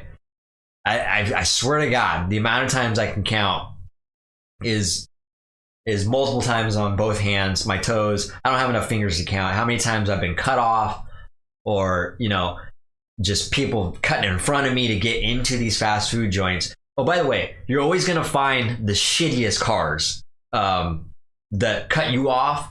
The shittiest cars and the shittiest drivers are the ones that are most disrespectful and the most just, they disregard you the most. All right, it's a shitty car. They don't care if they get hit, then it's whatever. But I noticed that, and I feel like a fast food chain just really is just a beacon to attract these type of people. And furthermore, I get really irritated. I know that a lot of people share the same thing. I get really frustrated when, you know, the moment when you let somebody out. It typically happens like this. You either let somebody out of a driveway or drive through, whatever, or go first at a four-way. You know, give them the friendly go on. I'm not talking about the condescending, like, you know, those type of people that are like power tripping. They feel like they want to direct traffic and do this. Those are annoying as fuck too. Those people lack control in their life and really just like want to get people to, you know, they just like dishing out commands. You know what I mean? I'm not talking about those people. I'm talking about the people that usually happens when you either slow down or you go out of your way to let somebody out and be courteous. Man, this really gets me when they don't give you the friendly nod or friendly wave. Does this bother you guys at all? Maybe it's just me. I don't know. When people just dart out in front of you, or you slow down and let them go out in front of you and they just make eye contact with you and then back straight forward and just keep driving. It's like, come on, dude. You couldn't even just give me I had no obligation to let you out. I had no obligation to go out of my way to be nice. And you couldn't even just be like, just a quick little, or even you don't have to use your hands. Just sit there and go, a friendly nod. Those little things go a long way. So if anybody watches this that does that and just has this entitled approach to driving, like the world owes them the right of way all the time, take note of this. A nod, a friendly little wave goes a long way, especially for the people that don't have an obligation to let you out and are really just being nice. I do this quite a bit, and I regret it quite a bit because it's 50-50. Sometimes you'll get the respectful people where they're just like give you a friendly wave and like, hey, wave back. It feels like you just made a relationship without even knowing them, right? It feels good. It's like, hey, we got a mutual understanding. You knew that I didn't have any obligation to let you out. You respected that. You gave me a friendly wave. We got something here now. And obviously I've blown that out of proportion. We know that you don't know those people at all, but it's a mutual understanding without even having to talk. And those moments are nice, but so annoying. And it just screams entitlement. The thing about that is, I analyze the people that do that. Not all of them are young. You're finding grown-ups that look like they're in their 30s, 40s, or even older doing that, where they will literally not even give you the friendly nod or wave and just like make contact and just keep going.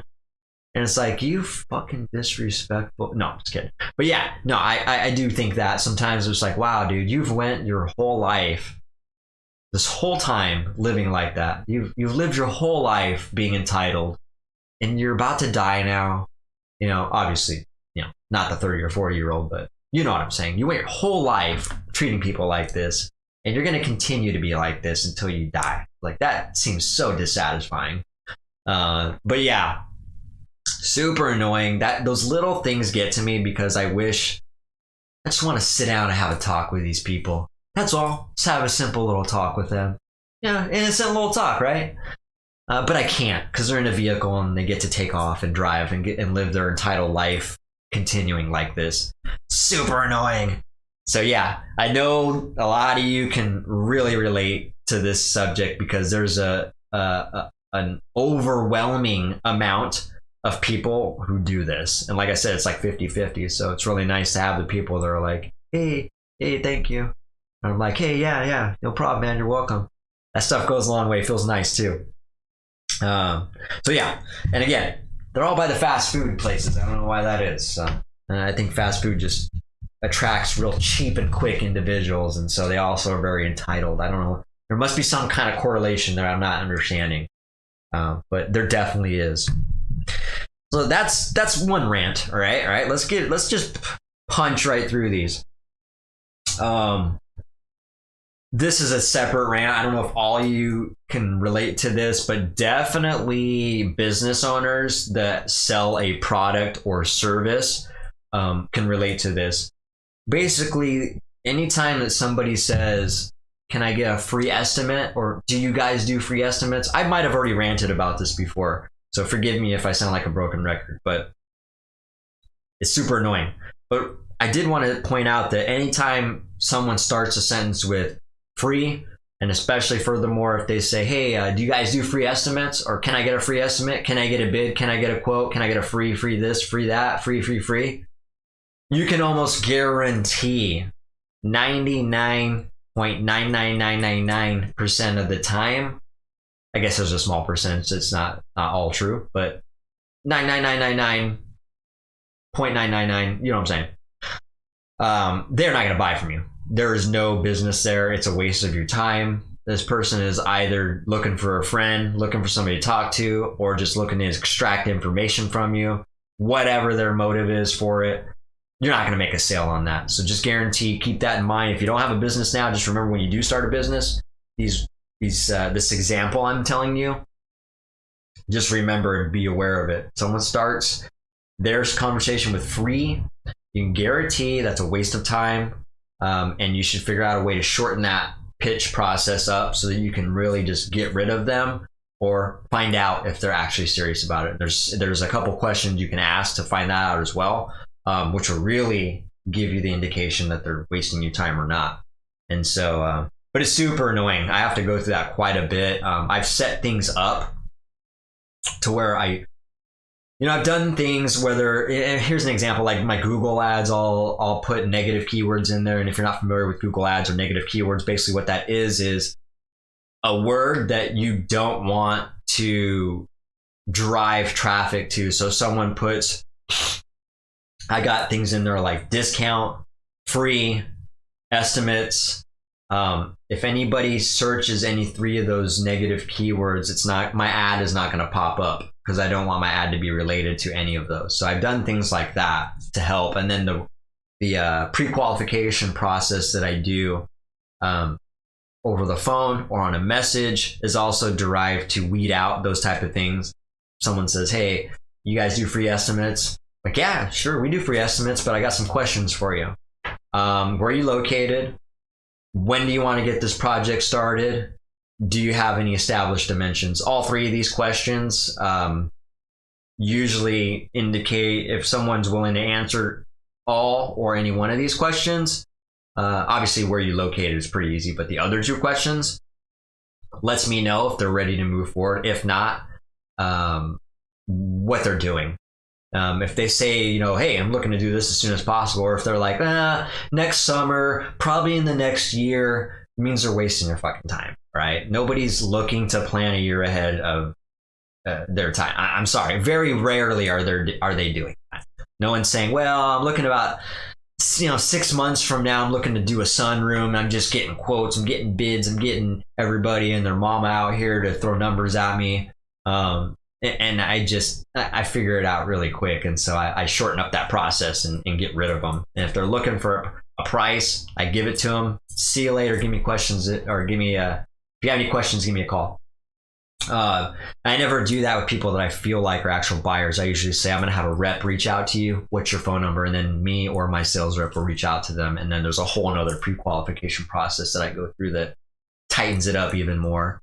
So, the free estimates, anything that starts with free is just a huge freaking turnoff to me. And so I figured out a way in a business to kind of sift out the people that are just looking to extract information from you, because it's usually what they're doing. They're trying to extract information from you and gather a ton of quotes from people and look for the cheapest one.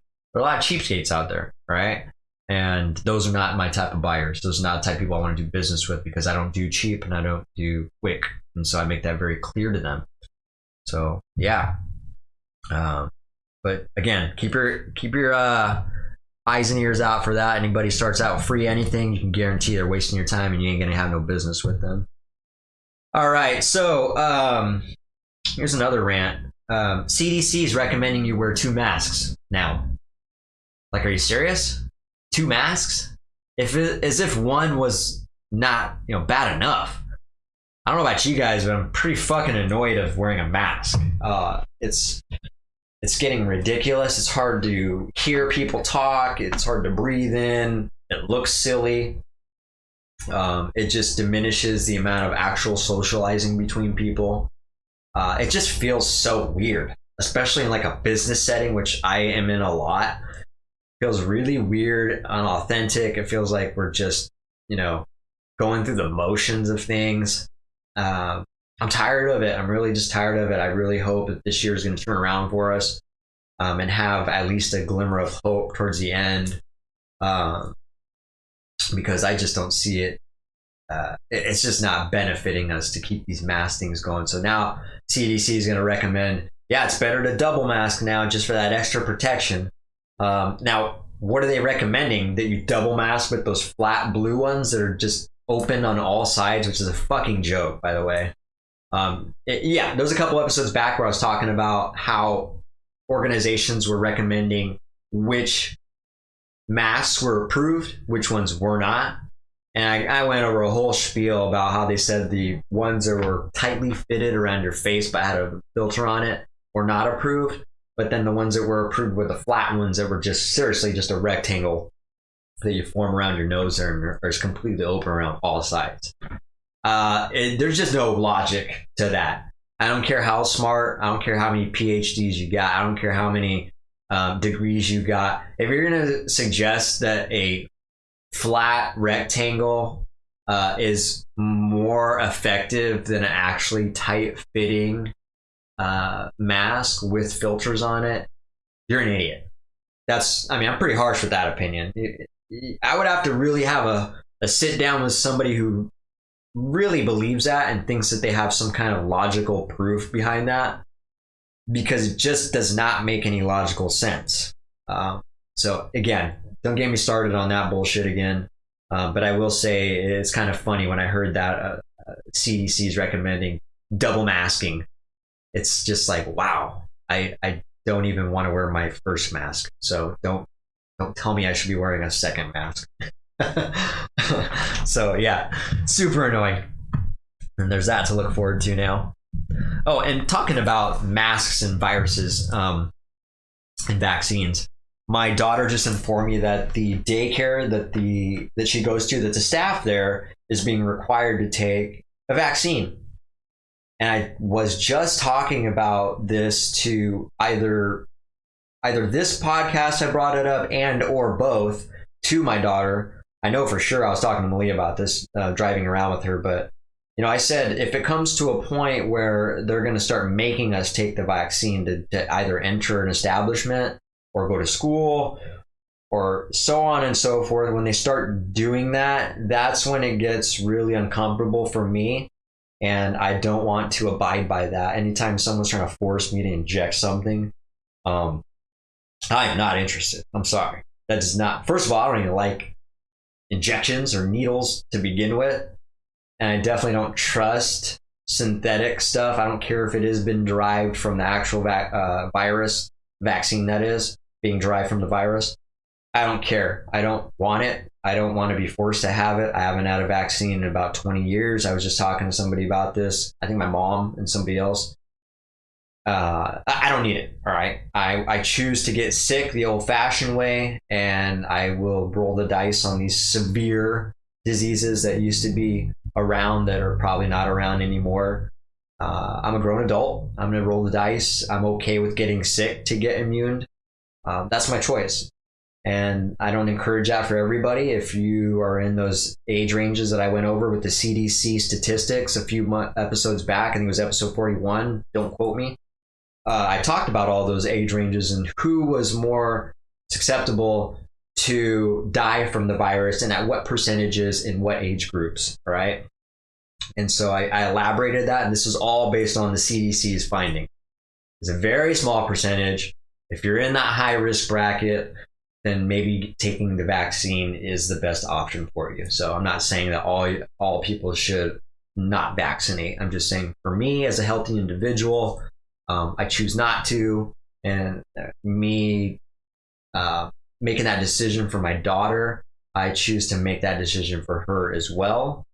And if it comes to the point to where the schools are going to start enforcing, luckily she's already had these vaccines that were required by the school, which I already have a problem with.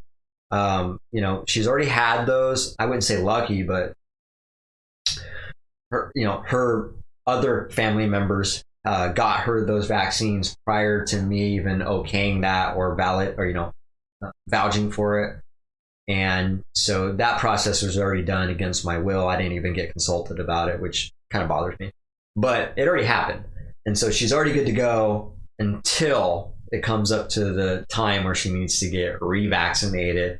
And it's probably the time when I'm going to have to do some homeschooling. So I'm not really looking forward to that. But I am. I know it's going to be extremely tough. But I am ready for that. And I've already planned ahead. Not planned ahead for the actual what I'm going to do. But I have... I'm expecting that to happen. There's going to be a point where they're going to be like, hey, all kids have to have, just like they're doing right now with the staff at the daycare, they're requiring all the employees to take a vaccine, which is just completely immoral that is just wrong on so many levels, in my opinion. A lot of people want to disagree with me. I get it, whatever. That's not, it's obviously not in agreement with you. And so that's fine. But for me, it's going to bother me. It already bothers me hearing that they have to do that. If I was employed somewhere and they said, hey, in order for you to keep working here, you got to stick this needle in you. You got to take whatever we've got for you. We're going to have to put this in your body. And I absolutely do not conform with that. And if an employer ever said that to me, I'd be like, I can't do that, man. It's like I'm getting a new job somewhere else.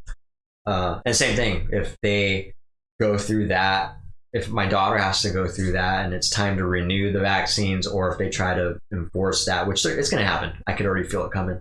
They try to enforce that here for all the kids to be vaccinated before they return to school, or at some point next year, whatever, 8th grade, they all have to take it, whatever. It's going to happen. That's going to be homeschool time for me. So that's just how it is. It's just my belief system on it. But super annoying. I am tired of it. Let's see here. I went over this. I went over that. Ooh, here's one.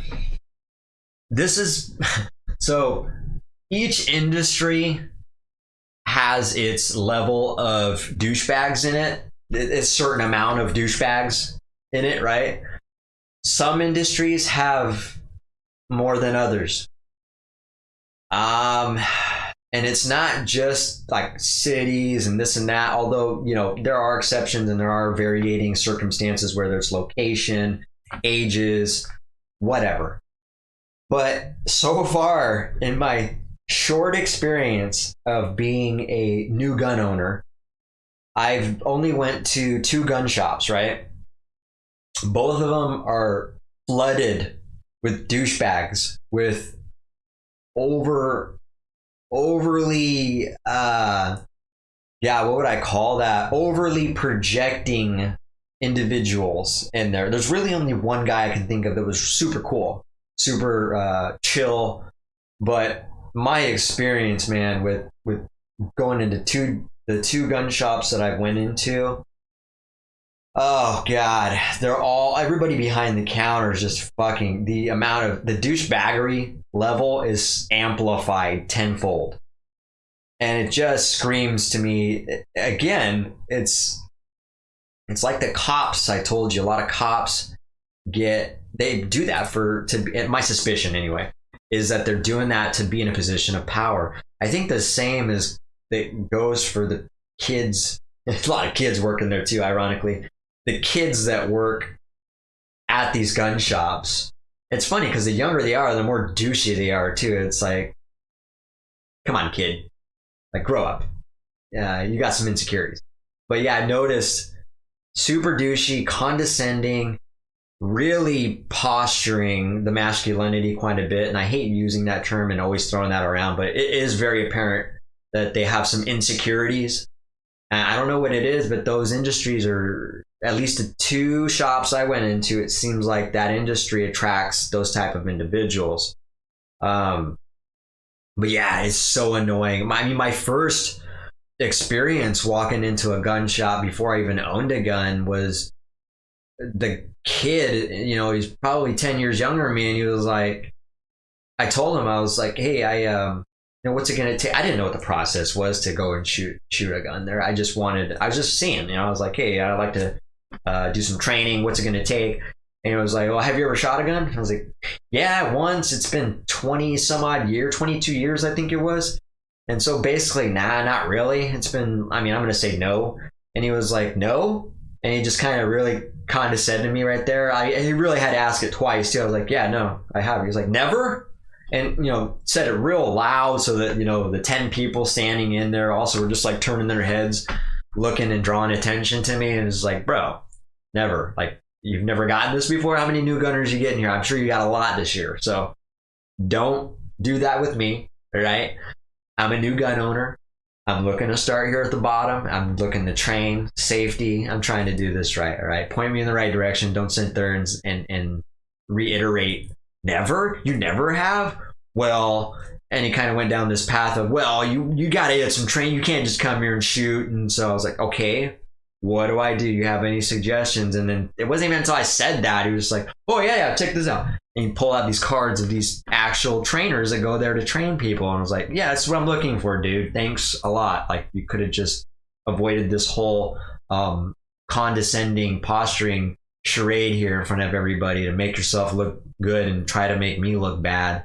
You could have just saved that by saying, yeah, that's great, man. You're a new gun owner or whatever. You should do this first. I recommend you train with this guy. And this is actually what you have to do. That was my first experience of going into a gun shop. So it was just like, wow, these dudes are super douchey. And it just continued. The people there are also like that. And then the more importantly, the local shop I went to here, they seriously have almost all of them working there douches. Very short. I listened to them, you know, talking to other people. Very condescending. It's a bunch of kids working there. It's like, dude, you're fucking working a minimum wage job here. You think just because you work at a gun shop and you own a gun, you're all of a sudden better than somebody? Get the fuck out of here, dude. Like that, it really annoys me, all right? And I realize now that it's a power that can be abused and can really get to somebody's head. And I can see that just by these type of individuals who are working in this place. And they're all young, unfortunately, that are doing this. And it's like, there should be some kind of course that teaches kids and even some adults to be humble, be content, not project their insecurities, and just take it back a few notches, dude. Reel it in a little bit. Relax. You're safe. You don't have to prove yourself, all right? Relax. I get it. You're cool. You own a gun. Like, now be responsible. Don't let it get to your fucking head, all right? And so that's become annoying for me. I mean, I went to take my gun in to get it red dot sighted because I'm having issues with it. And I went back a week later and like, hey, did you guys get a chance to get that sighted? And he's like, no, yeah, we, you know, I kind of told you last week, you know, we only get every Sunday to do that. And we don't know if we're really gonna, you know, I don't know if I can get to it tomorrow. And so I was like, yeah, no, I couldn't remember, you know, what you said. So I was just coming in and check in on it because I'm going to be doing some training next week and I want to plan ahead for that. And he was like, yeah, I know, we're going to do our best. And I was like, so you can't really guarantee that you can do it tomorrow then? He's like, yeah, no, we can't get it done today. I can tell you that. And so he wasn't even listening to me. I said tomorrow, the only day he said that they do training, he wasn't even listening to me at all. He thought I was talking about today. And so it was just, that goes back to the paying attention to detail aspect too. So now you got the douchebags, and then you mix the not paying attention part of it, and it really gets frustrating for me. It's like, bro, pull out your pen and pad and drop your guard and be a little bit vulnerable. I'm not saying get rid of the gun. I'm saying drop your vulnerability a little bit. Be open-minded. Stop being so defensive. Stop being so resistant and having a lot of friction in conversations. I don't know who's teaching this. Shit's contagious too, by the way. If you're around a lot of people that do that, chances are you're gonna actually start doing that too, and you might not even know it. But being aware of that is gonna go a long way and help you adjust to that type of douchebaggery. So, anyways, that got to me when I went in today to the gun shop where they have my gun. It's my only gun, so I want to know when I'm gonna get it back. And so, super douchey, and yeah. So I'm just well aware of that, and I'm gonna really appreciate the guys that are like that one guy I told you is super cool. You know what I mean? Like, he's just an older gentleman, and he's there for business. He's there to guide you and give you some good advice, not project that he's cool or that he's a gun carrier or that he's got a bad attitude and chip on his shoulder or whatever that is. So, real surprised to see the amount of young guys are doing that. It's super frustrating and annoying.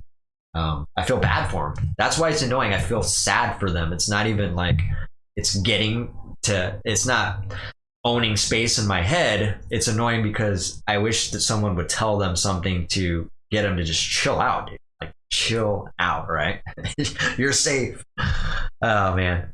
So anyways, that's another rant. Like I said, I wasn't kidding, man. I have a whole list of rants here that I'm not even going to get to because we only got 3 minutes. 1 second.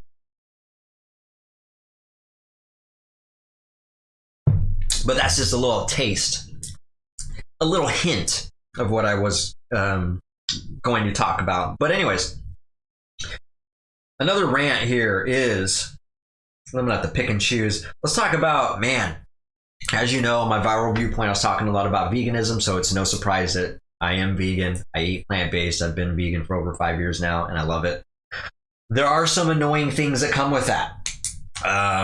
So first of all, I get annoyed that I have to use the bathroom and cook and eat just in general. I'm so busy that when I have to take the time to do this, those two things, yeah, I'm just like, oh my God, I wish I didn't have to do this. I could be so much more productive in these hour or 2 hours here that it adds up all week.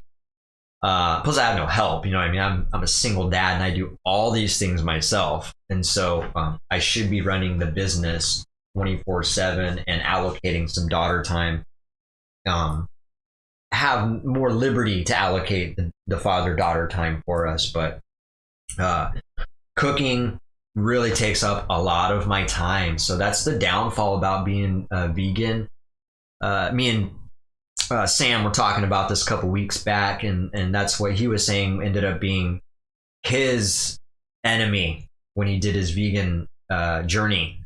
And he's a lot like me. It sounds like he cooks nice meals and wants to put his effort into it and does a good job at things. And so I'm the same way. I have figured out ways to really reduce my cooking time and kind of set things up to where I can reduce that dinner cooking and eating time down to an hour, hour and a half altogether, meaning cooking from the cooking of it to completing the eating of it.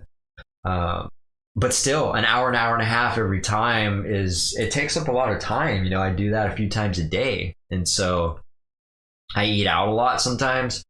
I've really tried not to, but I'm just so busy. You know, I'm doing appointments, I'm doing business related stuff. And so it doesn't make sense for me to have to double back and cook and do all that. So it's just annoying sometimes. And, it doesn't make me want to not give up eating, because I would rather take the time and be annoyed by cooking than be unhealthy. It has its downfalls. And so just accepting that, hey, you're going to have to cook a lot to be healthy, just because that's what it's going to take. Nobody's going to cook healthy for you in general anyway. And so it takes a lot of time, and on top of that, I'm the type of person that hates eating fast. And so I feel like I'm rushed a lot of times because I am squeezing in that cooking time. It's already taken an hour to cook, and then now I have to spend another 20 minutes to eat fast. And I don't like that. I like savoring my food and enjoying it rather than just pound it down and just have it be a snap of the finger type thing. I'm like, okay, that was good. I've just never been that type of individual, but I've been forced to be that type of individual a lot, especially in the last year. I've had to really just scarf down food after cooking it, and I just hate that. I can't wait till I get to a point in my life where I have a lot more liberty to delegate jobs and duties and tasks. Well, almost all of them, let's put it that way, to where I can justify not having to rush my meals. I just hate that. It puts a lot of pressure on me. I'm always scrambling to do a podcast, a business appointment, a phone call, a project plan. I do a lot of project management on sites, and whether it's dealing with permit plans in the city and any of that stuff, HOAs. And so I'm constantly rushed, especially during that cooking time. Like, damn it, I got to carve out another hour, maybe longer, sit here and cook this beautiful meal, and then I got to scarf it down so I can get on to my next appointment. So it really has its downfall. And so that's just one of my rants. I hate having to cook. I hate having to cook fast, and I love cooking too. That's the frustrating part about it. I love to cook. So when I'm forced to cook fast and eat fast, it's starting to diminish the quality of me doing it. I like doing that stuff, but it gets annoying sometimes. So I'm just being honest. But anyways, that is probably the last rant I'm going to talk about. Like I said, I had a couple rants on here. I will say I'm going to give you guys a little. So I'm really excited. 2 weeks from today, I'm going to have a special guest, a couple special guests, I think.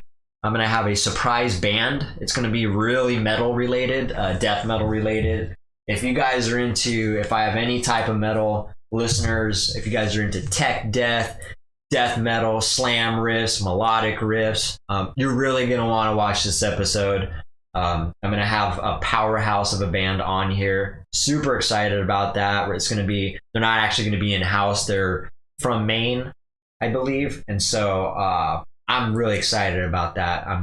This is a very highly influential band to my writing process, especially more recently in the last year. I didn't know about this band until about a year ago, and maybe a little bit longer than that. And they really made an impact on my writing style and the way I like to look at music. They really implement all the elements and genres of metal in their style, which I already had done before, but they just kind of broaden that for me, as well as other bands too. But I just highly admire them. So I'm real excited to actually be able to talk to them, ask them questions, and have them just be a part of this. And hopefully we can get some other people that are as interested and value this type of music as much as I do involved on this podcast as well. So keep an eye out for that. I'm going to get that promo going here, hopefully this weekend or this week. And we're going to pump the shit out of that and get the message out there and really try to get some people hopped on for this podcast so that we can really just chop it up and enjoy it, have a good time, and just kick back and talk a little bit about some music industry and the metal world. All right. So again, real hyped about that. I haven't been as hyped about anything as this. So keep an eye out. I'm looking forward to that a great deal. So let's look forward to that. All right. And let's keep the momentum rolling. So I'm going to leave you guys with that. Remember, you can find us on Facebook, Twitch, Instagram, YouTube, Spotify, and Apple Podcasts. Give us a like, give us a follow, subscribe, share the page. I really appreciate you guys when you guys share that to all your friends or anybody in a local group. That means a lot to me. It really does. I put a lot of, aside from the money on the setup, I put a lot of time into this. I carve out 2 hours every single Saturday to do this. The first 4 or 5 months, I carved out 4 hours a week for these podcasts. And so I'm highly dedicated. It's not something I'm really looking to make money on. That would be nice to get some kind of monetization from it. But ultimately, it's just something I enjoy doing and contributing. And I like growing. And so growing involves interacting with people and networking. And so help me build this, help me share it. I really appreciate this. Anything that's done regarding promotion of this podcast, I really value. I love that. Love you guys. Love all the followers, all the people that are on board in this community. So again, I can't express how much I value you guys enough. So with that, I will leave you. Have a fantastic week. Enjoy the rest of your weekend. And until next episode, keep it contagious and keep it viral. Have a good one.